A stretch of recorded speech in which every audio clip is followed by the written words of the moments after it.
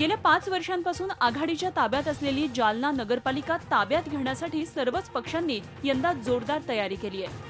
सध्या जालना नगरपालिकेत 54 नगरसेवक असून त्यात शिवसेनेचे 10, भाजपचे 5, राष्ट्रवादीचे 9, अपक्ष 5, बहुजन समाज पक्ष आणि मनसेचा प्रत्येकी 1 तर काँग्रेसचे 23 नगरसेवक आहेत। या संख्याबळावर गेल्यावेळी काँग्रेसनं जालना नगरपालिकेवर वर्चस्व निर्माण केलं होतं।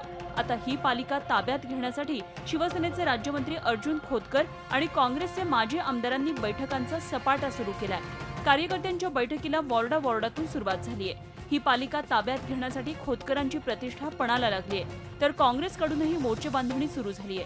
आघाडी आणि युतीचा निर्णय अजूनही न झाल्यानं स्थानिक नेत्यांकडून स्वबळावर लढण्याची तयारी सुरू झालीय।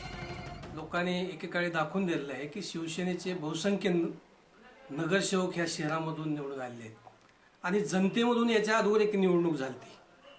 ज्यावेळेस भास्कर आंबेकर जनतेमधून निवडून आले आणि चांगल्या मताने त्या ठिकाणी निवडून आले होते, म्हणून शिवसेना हा पक्ष स्वबळावर पण इथं विजय होऊ शकतो। माननीय प्रांताध्यक्ष अशोकजी चव्हाण साहेब यांच्या आदेशानुसार आणि प्रदेश कमिटी ठरवल त्याप्रमाणे जिल्ह्यातील निवडणुका ह्या आम्ही स्वबळावर निवडणुका लढवण्यासाठी पक्षांतर्गतची सर्व तयारी आम्ही परिपूर्ण केलेली आहे। सध्या अर्जुन खोतकर राज्यमंत्री असल्यानं या भागात शिवसेनेची ताकद वाढली आहे। मात्र शहरात काँग्रेसचं वजन देखील मोठं असल्यानं काँग्रेस आणि शिवसेना या दोन पक्षात मुख्य लढत होण्याची शक्यता आहे। मात्र राष्ट्रवादी आणि भाजप या दोन पक्षांच्या नेत्यांनी देखील वॉर्डनिहाय बैठकांनी सुरुवात केली आहे। शाखा उघडण्याचे कार्यक्रम रोज हाती घेतले जात आहेत।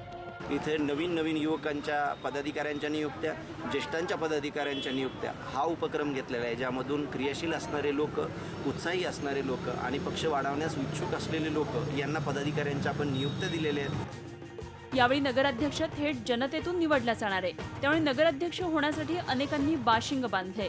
मात्र या उमेदवारांची नावं सर्वच राजकीय पक्ष ऐन वेळेवर जाहीर करण्याची शक्यता आहे, जेणेकरून पक्षात बंडाळी होणार नाही।